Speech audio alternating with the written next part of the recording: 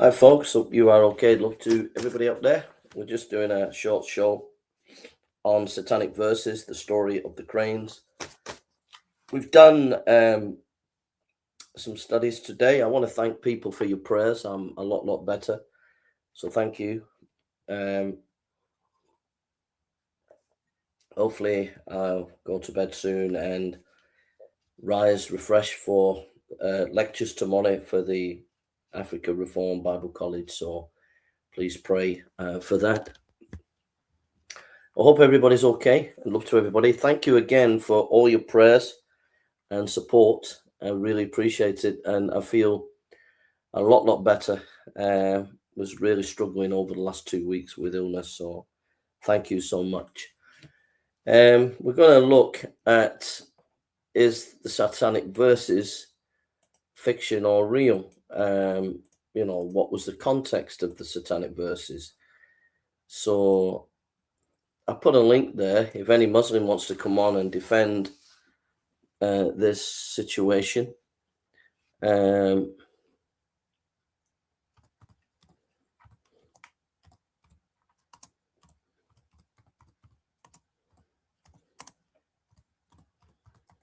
So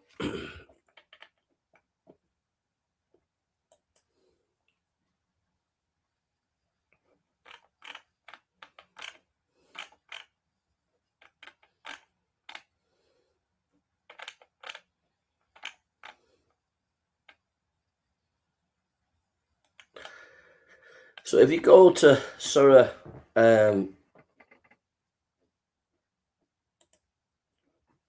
so I'll show you here.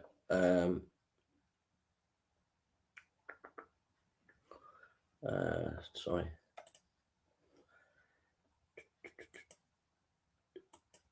So I'll just show you here. So if you go here, Surah 53, verse 19 to 20, it says, "So have you considered Al-Lat, Al-Uzza, and Manat the third, the other one? These are the exalted cranes whose intercession is to be hoped for." Okay, so that's what we're looking at there. And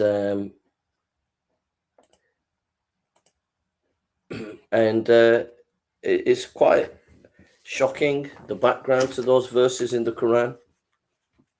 Put a link underneath the video if you need to study this in depth. The Satanic Verses refers to an event in Muhammad's life which Muslim scholars call the story of the cranes.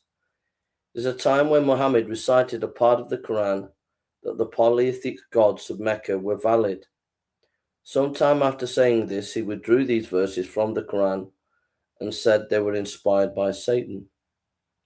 This event is recorded and accepted as authentic by the earliest Islamic biographers, Ibn Ishaq, number 1, Ibn Sa'id, 2. It was a standard part of how the early Muslim told the life of Muhammad. Al-Tabari records several accounts of the event, and Ibn Taymiyyah accepts it as authentic. And Ibn al-Bukhari gives a highly truncated version of the event. However, Orthodox Islam now rejects the event. So basically, is this true, this story? The story that Muhammad promoted polytheism. And we know that Islam prides itself that Muhammad was the final prophet to bring people back to Tawheed, to the oneness of God. And yet, in the story of Muhammad's life, he's promoting polytheism. He's promoting these three gods. And so the question I'm asking tonight is this true, or is this a fiction? Is this something that didn't happen and Muhammad preached pure monotheism, pure Tawheed? Or is it true that he actually was influenced by Satan and preached polytheism? Whichever way you go, it has massive implications. And so I invite any Muslim, I've put a link here, if any Muslim wants to come on and discuss this very important topic, then you're welcome to come on and we can discuss it in an amicable way. So I'm asking the question, is it fact or is it fiction? Is it something that's been made up, or is it something that is true? And so please, if you are a Muslim, feel free to come and discuss with us what you think. So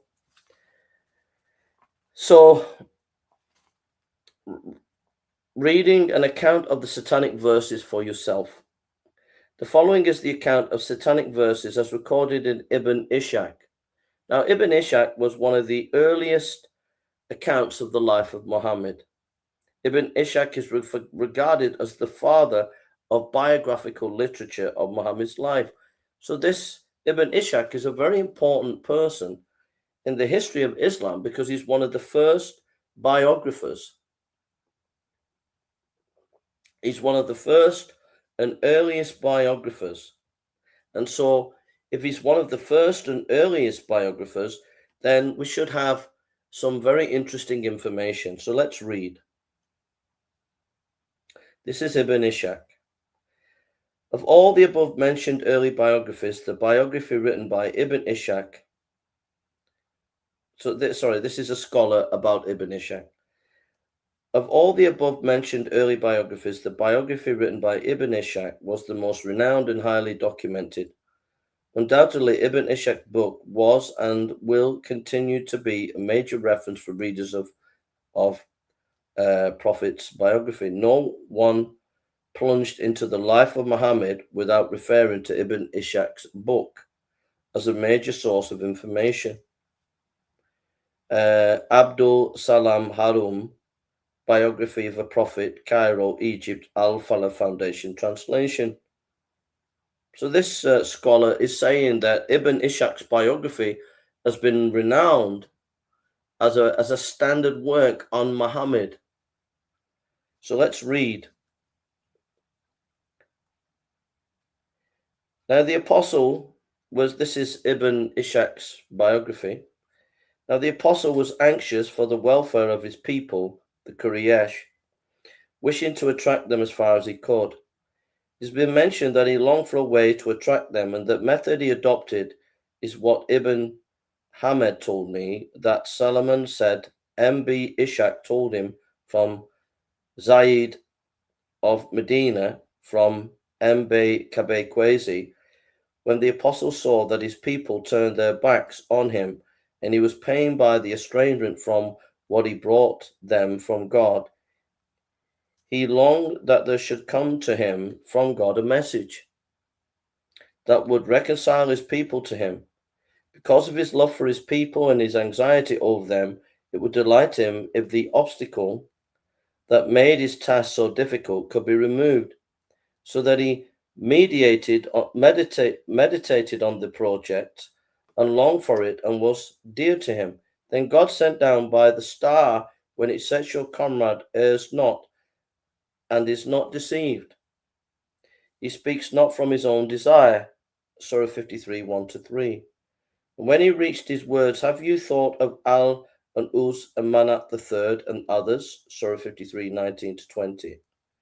And Satan, when he was meditating upon it and desiring to bring reconciliation to his people, put upon his tongue there are the exalted cranes, whose intercession is approved. When the Quraysh heard that, they were delighted and greatly pleased at the way in which he spoke of their gods, and they listened to him. While the believers were holding that what their prophet brought from the Lord was true, not suspecting a mistake or a vain desire or slip, and when he reached the prostration and the end of the surah in which he prostrated himself, the Muslims prostrated themselves when their prophet prostrated, confirming what he had brought and obeyed his command. The polytheists of the Quraysh and others who were in the mosque prostrated when they heard the mention of their gods, so that everyone in the mosque, believer and unbeliever, prostrated except Al-Mughari, who was an old man who could not do so. So he took a handful of dirt from the valley and bent over. Then the people dispersed, and the Quraysh went out, delighted at what had been said about their gods, saying, Muhammad has spoken of our gods in splendid fashion. He alleged in what he read that they are exalted Garnig, whose intercession is approved. The news reached the Prophet's companions who were in Abyssinia, being reported that the Quraysh had accepted Islam, so some men started to return, with others remained behind. Then the angel Gabriel came to the apostle and said, "What have you done, Muhammad? You have read to those people something I did not bring you, and from God, and you have said what he did not say to you." The apostle was bitterly grieved and was greatly in fear of God. So God sent down a revelation, for he was merciful to him and comforted him, and make a light of the affair, and tell him that every prophet and apostle before him desired as he desired and wanted what he wanted, and Satan interjected something into his desire as he had on his tongue. So God annulled what Satan had suggested, and God established his verse. You are just like the prophets and apostles. Then God sent down, "We have not sent a prophet or an apostle before you, but when he longed, Satan cast suggestion into his longing. But God will annul what Satan has suggested. Then God will establish his verse. And God bring being knowing and wise." Surah 22:52.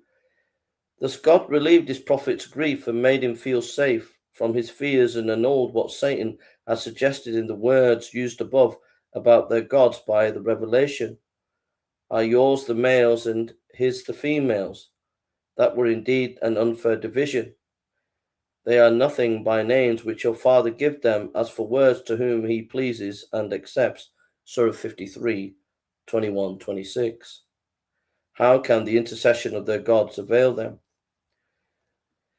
When the annulment of what Satan put upon the prophet's tongue came from God, Quraysh said, "Muhammad has repented of what he said about the position of your gods with Allah, altered it and brought something else." Now those two words which Satan had put upon the apostle's tongue were in the mouth of every polytheist, and they became more violently hostile to the Muslims and the apostle's followers.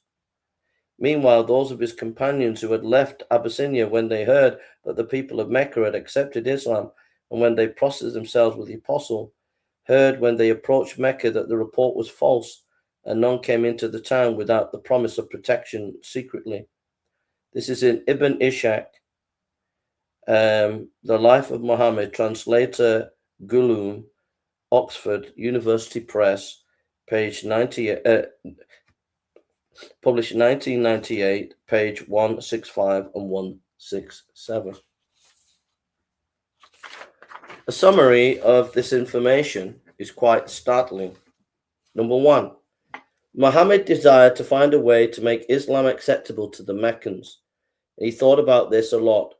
Number two, the names of the gods in Mecca were Al-Lat, Al-Uzza, and Manat. Previously, Muhammad had spoken against these gods. However, one day, as Muhammad recited Surah 53, he came to the place where it says, "Have you thought of Al-At and Umma and Manat, the third, and others?" And instead of rejecting these gods, Satan inspired him to accept them and say, "These are the exalted cranes whose intercession is approved."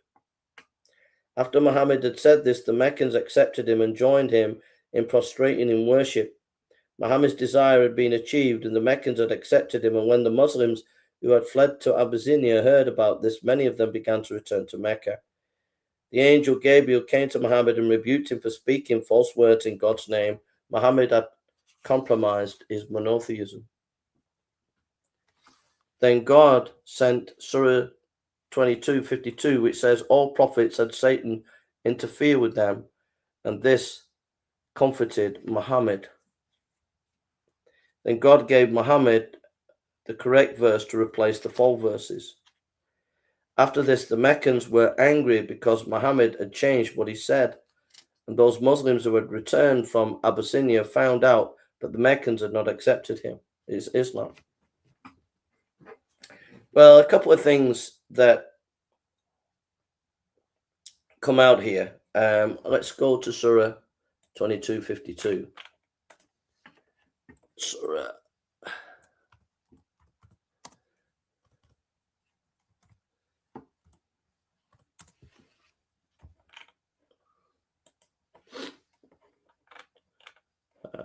Surah 22. Surah 22. Wherever he went, the messenger of a prophet before you, O prophet, and he recited our revelations, Satan's would influence people's understanding of his recitation. But eventually Allah would eliminate Satan's influence. Then Allah would firmly establish his revelations, and Allah is all-knowing.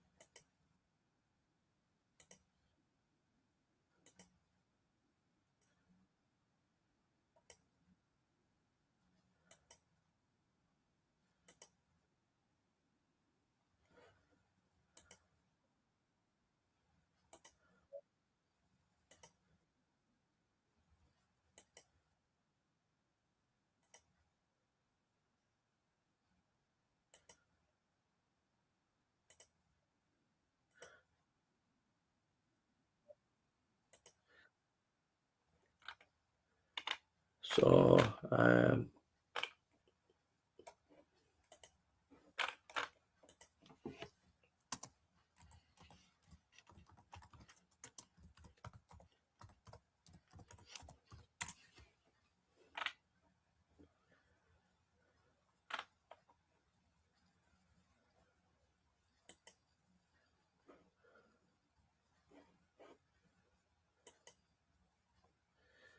all right, I've got.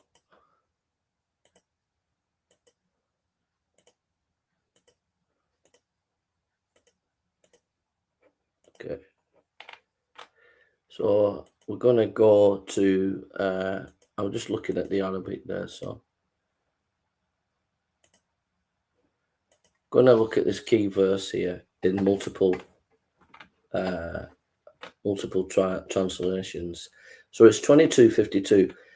Whenever we sent a messenger or a prophet before you, or prophet, and he recited our revelation, Satan would influence people's understanding of his recitation. But eventually Allah would eliminate Satan's influence. Then Allah would firmly establish his revelation, and Allah is knowing and wise. That's the Dr. Mustafa Clear Quran. Okay, so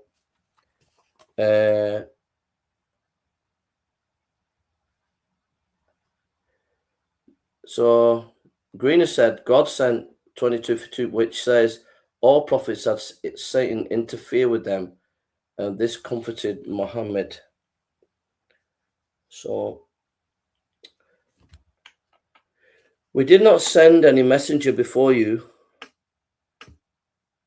nor a prophet, but he faced a situation that when he recited the revelation, the Satan cast doubts in the hearts of his opponents about what he recited. So Allah nullifies what Satan casts. Then Allah makes his verse firm, and Allah is all-knowing. So these translations are saying that it's people's understanding of what's being said. Like the prophet's statement is being twisted. That was T. Osmani translation, another translation, Sai International. And we did not send before you any messenger or prophet, except that when he spoke or recited, Satan threw into it some misunderstanding. So this is more clear that actually the prophet is actually saying something that's not correct. But Allah abolished that which Satan throws in. So something's been thrown in, then Allah makes precise his verse, and Allah is knowing why. So, but the prophet is being influenced by Satan there. That is the Sai International. Comes out a bit more clearly there. So you got to be careful because they know that they're trapped, so they manipulate the Arabic in the English so that you don't get actually what it's talking about. Never did we send a messenger or a prophet before you, but when he did recite the revelation or narrated or spoke, Satan threw some falsehood in it. So that's more clearer. That's the Al-Khan translation. Satan threw something in it. In other words, the prophet said something, prophets sent something that was satanic. But Allah abolishes what Satan throws in. Then Allah establishes revelation. But that's saying the prophets are influenced by Satan. M.S. Abdul Halim, we have never sent any messenger or prophet before you, Muhammad, into whose wishes Satan did not insinuate something. But God removes what Satan insinuates, and then God affirms his message. So he's saying that every prophet has been influenced by Satan, and so there are other translations there. So we've confirmed. Hi, Gaz, you okay, buddy? Hey, Jason. I didn't know you was live. Yeah. I just thought I'd do a little bit, just for a little bit, 20 minutes or something. So got a few more minutes. So you're welcome to join in. Yeah, okay. Are you reading from the Satanic Verses? Yeah. I was just reading. I'm reading Green's paper. You can get it on the video. It's underneath the video. But it's the Satanic Verses, the story of the cranes by Samuel Green. So Yeah, I've been going through quite a lot of stuff on the Quran verses lately, in depth and that. I've not had time to put things together yet. So if I do, I'll send you some stuff over. Thanks, mate. Thanks. So as in Surah 22:52, Green says that this is showing that that Allah allowed, like, prophets were influenced by Satan, and that Allah was comforting Muhammad, saying, "Don't worry, others have been before influenced by Satan, and I've counteracted it." So it's actually acknowledging that Muhammad was influenced by Satan in his speech, So I don't know how Muslims get around that, but I know that they just dismiss this story, and yet it's in the earliest biography. Then God gave Muhammad the correct verse to replace the false verse, and then the next point, after this, the Meccans were angry because Muhammad had changed what he said, and those Muslims who had returned from Abyssinia found out that the Meccans had not accepted Islam. So that's a little bit of background to Ibn Ishaq's recording of the Satanic Verses. So have you got any thoughts, Gaz? It's nice to hear you, mate. Yeah. What kind of thoughts? If a Muslim says, if this is in the earliest biography, and it's in multiple sources, and it's in Bukhari, it's in Al-Tabari, and many other sources. If Muslims say, "Oh, this is not authentic," have you got any thoughts? What you could say about? Yeah. Well, when it comes to biographies, like Ibn Ishaq, for example, I know that they lost a majority of that, and the results are rewritten by Ibn Hisham. But if they're saying this is not authentic, like what's written on this Quran here, then they've actually undermined the Quran, and then they've got a problem. Then they might as well just leave Islam. Yeah, because I mean, this is well authenticated. So if they're saying that this is not well authenticated, then they're really just, well, what can you trust in Islam? Like you said, that's a good point. I mean, because see, when they do that, I mean, it's like at the moment I've seen like Unitarians do the same thing with the Bible. They don't trust certain like epistles or gospels. So if a Muslim does this, and which sometimes I do hear a lot now on platforms like TikTok, for example, there are actually some Muslims who've got I don't know, like different ideas with the Quran. Sometimes they don't really understand it, or sometimes they'll change their mind on certain things. Then when they speak to other Christians, especially a lot of American Christians, they'll say like, I don't know, they'll try and get around it, and then to try and make it seem like the religion is still authentic to them. But at the same time, they'll just like throw it under the bus, So you can ask like 5 different Muslims different questions, then they might give you 5 different opinions. But the Muslims accuse the Christians of doing the same thing with the Bible. Yeah, it's a really good point, that. So basically, it's like a wax nose. If you punch the nose one way, it'll just bend to another way. So, like, if you corner them and say, right, it's in your early source about the Satanic Verses, they'll just throw that under the bus. They'll say, oh, it's not authentic. And so they're always choosing and picking the bits that they like within their own sources to suit them. So if they're doing that, like you said, I think it's good what you said. I think what people could say then is, well, if you can't trust this source, why should we trust any of your sources then? Well, that's right, yeah, because so they're saying it's from God, don't they? Because I mean, if they're saying it's from God, then they're saying they don't really trust it. Well, that's a bit of a problem then. So they're saying God's a lie to them. Yeah, yeah.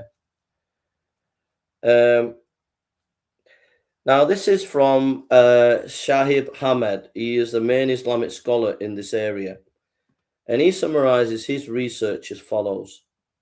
The Satanic Verse incident constituted a standard element in the historical memory of the Muslim community in the first 150 years of Islam, and was recorded by almost all prominent scholars working in the fields of tafsir and Sirah Maghazi. This is in Shahib Ahmed, the Satanic Verses incident in the memory of the early Muslim community, an analysis of the early Rahayas and their Isnads, a dissertation presented at Princeton University, 1999, page 1. He writes, page 258, we have repeatedly dated the reports of Satanic Verse incident to the late 1st and early 2nd centuries. In other words, to what seems to have been the earliest period of systematic collection and organization of historical memory materials in the Muslim community. As regards to the discourses of which these reports formed a part, we have found that all the reports were transmitted by the late 1st and 2nd century Sirah Maghazi and Tafsir scholars.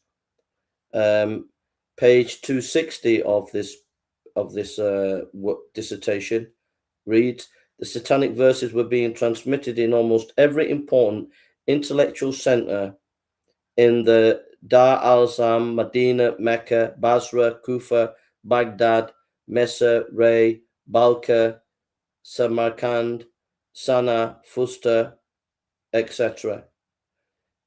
Page 70 in his dissertation, we read, the Satanic Verses incident is narrated in numerous reports between 18 to 25, depending on how one reckons, and independent rawa scattered in the Sirah Nabiyah and Tafsir literature originated in the first centuries of Islam. The implications are that the incident formed a fairly standard element in the historical memory of the early Muslim community regarding the life of its founder. That's Shahi Hamed and his Satanic Verses Studies in Islamic magazine, 1998, page 70. Observations. When Islam starts to write its history, the Satanic Verses are universally part of the history. It is not a later development, but in the earliest Islamic sources. The event is recorded in multiple independent sources. This is what historians call multiple attestation. Multiple attestation makes a report more reliable. All the major Islamic centers have transmitted the story. It had wide acceptance and was not a story that developed in one location. It was a standard part of how early Muslims told the life of Muhammad in the first 2 centuries of Islam, that it has the consensus of the early Muslim community. So it's quite devastating information. It's quite devastating evidence, really. If this is brought to the attention of the British people and it became accepted as a historical fact, it would be the end of Islam, because it's showing that Muhammad promoted polytheism. Any thoughts, brother? Yeah, but I've worked out recently, Joe, because I do a lot online with a lot of Christians and Muslims. They've actually Well, the ones who do dawah to a lot of new Muslims, like who become Muslim, they take the Shahada, and then they start debating Christians, for example. What they don't do is that they don't tell the new converts or some of these people who are not well read in the Islamic religion is they're actually using a revisionist method, and so when somebody talks to a Christian, they're actually pretending or they've been taught, depending on who it is, that they're actually reading the scholars from a traditional view, but really they're actually using a more modern revisionist idea. I don't know if you've noticed this, Jay. What's that? Say that again, brother. Could you just explain that again, please? I said, when you speak to some Muslims, like, say if they're born into Islam, and then they bring a Muslim into, a Christian or other non-Muslim into Islam, they're teaching them like certain dawah things, like to talk to like Christians who don't like Islam. But what they don't tell them is they're actually giving them a modern revisionist view, and then when they're actually trying to defend a scholarship on the Quran, they're actually been trying to look at it from a traditional view, but really in reality they've been taught a modern revisionist view. That's why a lot of the things they say contradicts. Yeah. So like in this one, really, when they dismiss this and say it's not important and it's not relevant and it's not authentic, really they're using a revisionist, a kind of revisionist kind of mentality there, aren't they, with this source? But really, if you to actually take the Islamic method of history and the classical understanding of how they understand their history, this was in all the main areas, intellectual areas of the early history of Islam. It's by all the main scholars, and it's an early source. So the fact that they throw this on the buzz and don't tell people about it, it like confirms what you're saying, really. Because if you go to classical Islam and the classical study of this passage, of these passages, it's clear that the early Muslims believed Muhammad did make a false statement about God and had to retract it, which then shows that he was a false prophet. He was banged to rights a false prophet because he allowed Satan to influence him. And there's that passage where Moses says, if a prophet comes in my name and speaks of a different God, he's a false prophet, and Muhammad did do that. So yeah, it's a good point that you've made there, brother. It's a good point. For example, I'll give you an example of this, Jay. Recently on TikTok, there was this girl. She said to one of the Christian sisters who was an ex-Muslim that she recently took a shahada, and then when this girl who was born into Islam, who's a Christian now, was trying to speak to her and show her like the Quran and the scholarship and the hadiths. She didn't know what to do because she was looking at it like from her own opinions, like a modern revisionist. And so when you said about false prophecies, there was another girl who actually made a good point. She held up I think it's Bukhari, and she did a clip on it. I might send it to you actually, and it says Muhammad shows. I think it says in the Islam, if somebody's like a false prophet, he'll feel like his aorta is being cut, and then she actually said that Muhammad was dying, and he felt like he was being cut. So the whole religion actually repeated itself because it actually proved like what happened to Muhammad at the end of his life. He felt like he was being cut open. Yeah. So some good points there, Gareth.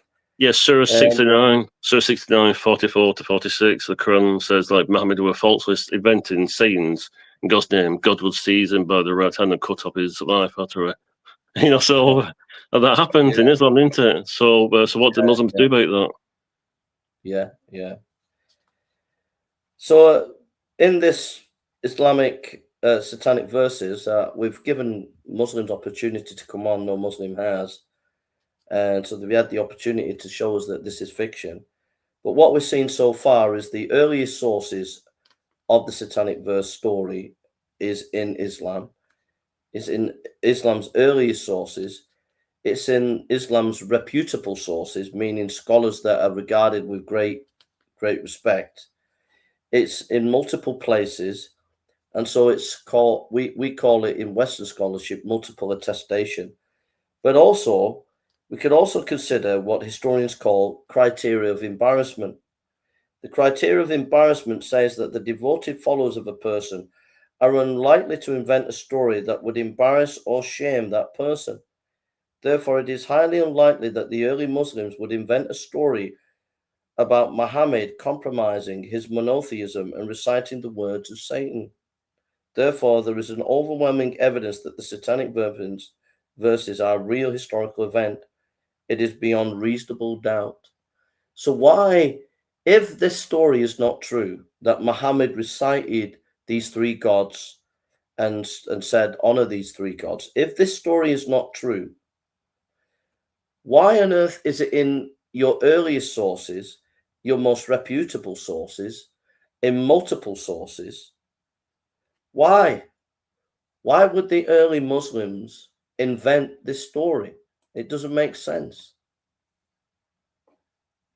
Thanks, brother. Thanks for that. So that's a question that we need Muslims to answer, is why would they bring up this embarrassing story unless it's true? It just doesn't make sense. Any thoughts there, Gaz? I think what they do is they use a lot of what's called frame flipping. When they're confronted with what the scripture says and they can't come clean about it, So, for example, they might say, oh, it's all from Allah and that, but when it comes to the hadith, they don't believe the hadith is actually inspired by God, apart from the Quran. Oh, sorry, the Quran is actually the word of Allah, but they don't believe the same thing about the hadith, do they?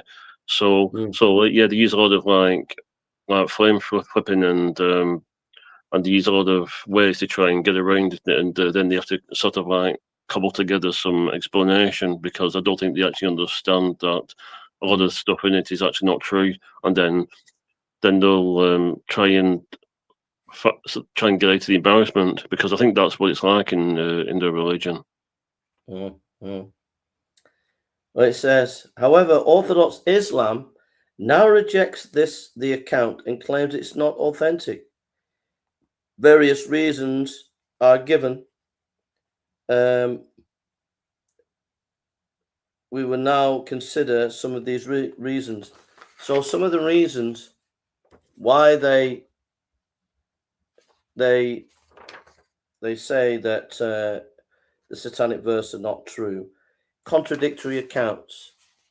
The argument says that Satanic verses are not authentic because while there may be many early independent accounts, these accounts are all contradictory with no clear picture of what happened.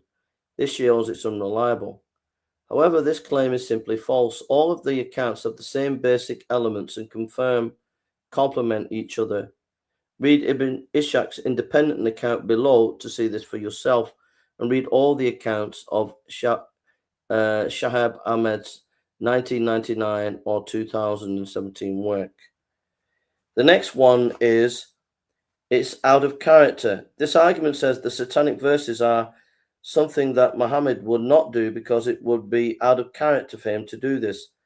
However, this is false because there are other examples of Muhammad doing this. Firstly, consider this hadith narrated by Al-Tabari that was revealed, not equal are those believers who sit at home and those who strive and fight in the cause of Allah. Then Prophet said, call Zaid for me and let him bring the board, an inkpot, and scoopler bone. Then he said, right, not equal are those believers who sit. And at that time, Abu Ban Maktum, a blind man, was sitting behind the Prophet, and he said, oh, Allah's apostle, what is your order for me as regards the above verse, as I'm blind? So instead of the above verse, the following verse was revealed.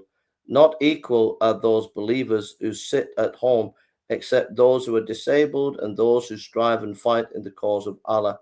Surah 495. This account clearly records the trial and revision of Surah 495 from its initial to final form. This type of modification is exactly what happened in the account of the Satanic Verses. Therefore, the Satanic Verses are consistent with how Muhammad composed the Quran. And so there are multiple examples. Chronology with Surah 17 and 22. This argument says that the reference to verse 17, chapter 17, verse 73 to 75, and chapter 22 to 52 are being revealed during the Satanic Verses do not match the chronology of these verses as they are found in the Quran today, and therefore the incident is historically impossible. However, this is not a valid reason because the Quran is not chronological either in surah order or in surah composition. As have been seen, Muhammad composed the surah of the Quran. He would receive verses in different situations, and in these would be brought together to form a surah. Therefore, a surah in the Quran may be a mixture of verses from different times. Therefore, verses that may have originated or been developing during the Satanic Verses incident could easily find their way into surahs of the Quran. 4. Satan doesn't have this type of power over a prophet. This argument says that Satan does not have the power to make a prophet behave this way, and so when the Satanic Verse account says that Muhammad was influenced by Satan, this is impossible. However, Satan does have this power according to the Quran.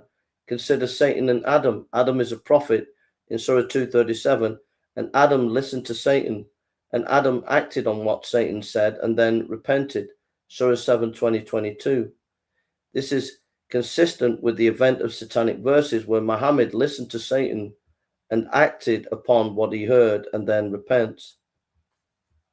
And then final argument is unreliable chain of narration. The chain of narration is isnad in the list of the names of those who have passed on the story. This argument claims that the chains of narration for the Satanic Verses are faulty, and therefore the accounts are to be doubted. However, judging the reliability of a chain is highly subjective. We see this all the time as different Muslim groups accept and reject hadiths depending upon their preferred narrators and doctrines of their school. For instance, Imam Bukhari's collection of hadith is called Sahih, trustworthy, yet many Muslim scholars do not accept all of these Sahih hadiths. Or consider the isnad for the Quran. The most popular Quran is according to the narration of Imam Hafs. However, Imam Muslim, the famous collector of hadith, said that Hafs was unreliable. Yet even though Hafs is classified as unreliable by the main collectors of hadith, this does not stop Muslims using the narration of the Quran from this man. Secondly, the significant Islamic scholars say that the chains are acceptable. Ibn Taymiyyah, against the majoritarian opinion of scholars of his day, accepted the historicity of the Satanic Verses as something wholly consonant with Muhammad's status and mission as a messenger of God. And he asserted the belief in the incident was the position of early Muslim, the Salaf, and thus originated and authentic truth. Ibn Hajar, a recognized authority on traditions, insists on the truth of this report and says, as we have mentioned above, 3 of its chains of narrators satisfy the condition of requisite for an authentic report. Now, if the early Muslims were not embarrassed by this event, then they may have invented it, is the last argument. This argument comes from Shaykh Hamid himself and says that since the early Muslims did not find the event objectionable, they have invented the story. However, this argument is just speculation and it just doesn't make sense. Why Orthodox Muslims reject Satanic Verses? The reason why Orthodox Muslims reject Satanic Verses is not due to a lack of historical evidence. Instead, it is because in the later centuries of Islam, a doctrine developed which said that prophets are protected by God and cannot sin.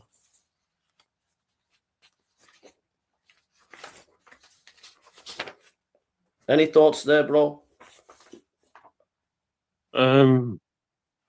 Not really, but I think at the end of the day, like when you're talking about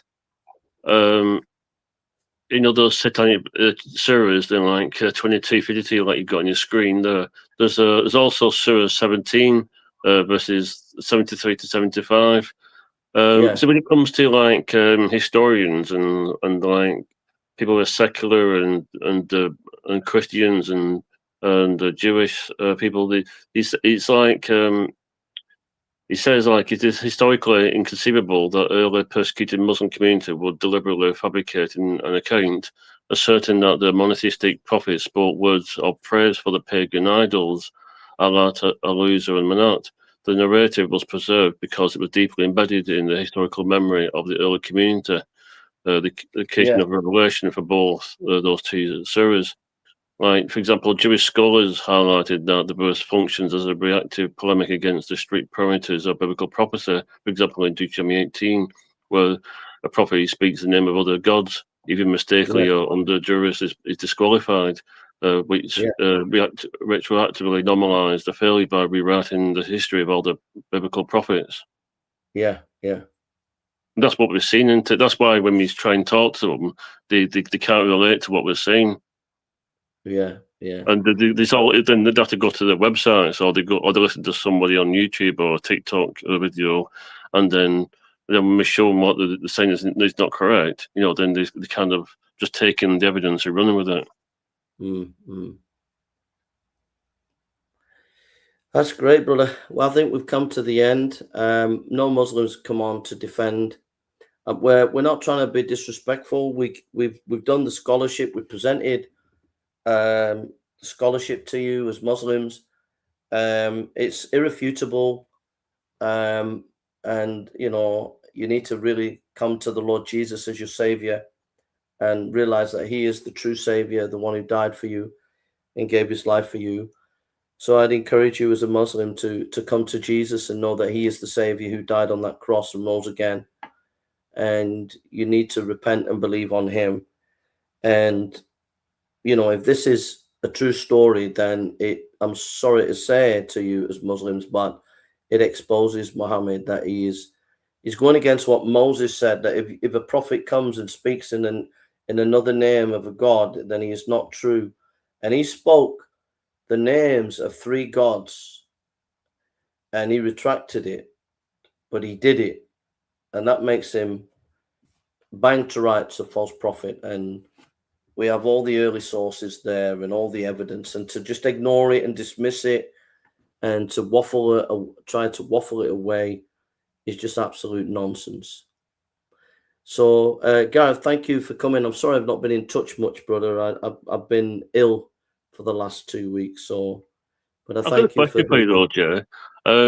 Like, what would you do? Like, say if you're in a conversation with a Muslim and then they're using like a revisionist version of the Dawah script rather than looking at what the traditional Islamic teaching actually says, like between the Hadith, the Tasfiyas, the Qur'an, the scholarship, and the classical teachers.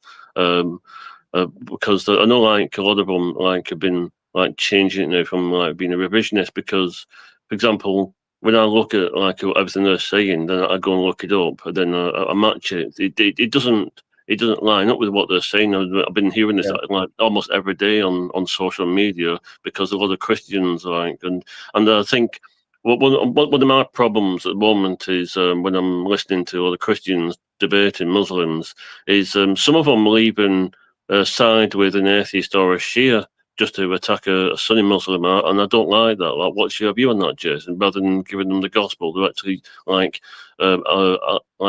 allying with an enemy of their enemy, And I think that's a bit of a problem, and I don't get involved with that because I found that a bit like against the scriptures and against Christianity. So like, it's like, for example, like say if you wanted to decide with a Unitarian to attack somebody else, like. Then it wouldn't work with it. So, like, what would you say to those Christians who are siding with an atheist or a Shia just to attack a Sunni Muslim? I just keep to what you know, and keep to the gospel, and keep to the point that you're trying to make, and get the person to look at the source. So, like, for example, on this one, they'll dismiss this satanic verse story. So you could say, well, what do you think of this verse where it talks about the 3 gods? What does this mean? And keep them on that and say, well, what does it mean? Give me the evidence, give me your sources. And then tell them, well, you're not giving me much evidence. what about these other sources? And just keep them on point, and then keep bringing the gospel in, mate.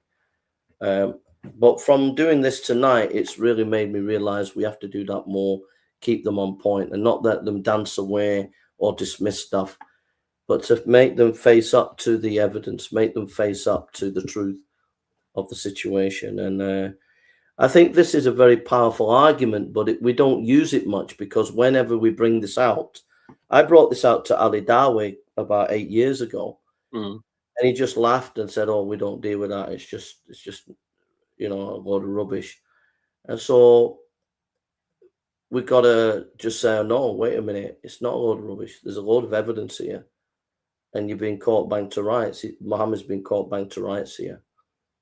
So well, if he thinks a lot of rubbish, then, but he's still got to deal with it because it's part of his religion. So he still has to somehow figure out like what he's going to do with it. Yeah. And so we have to keep them on point and bring them back to these issues. So I'm going to use this in the future. I'm going to mention this to Muslims and say, you know, what does this mean? And you know, if what's the background to this passage about the cranes, these three gods? Why is it in the Quran?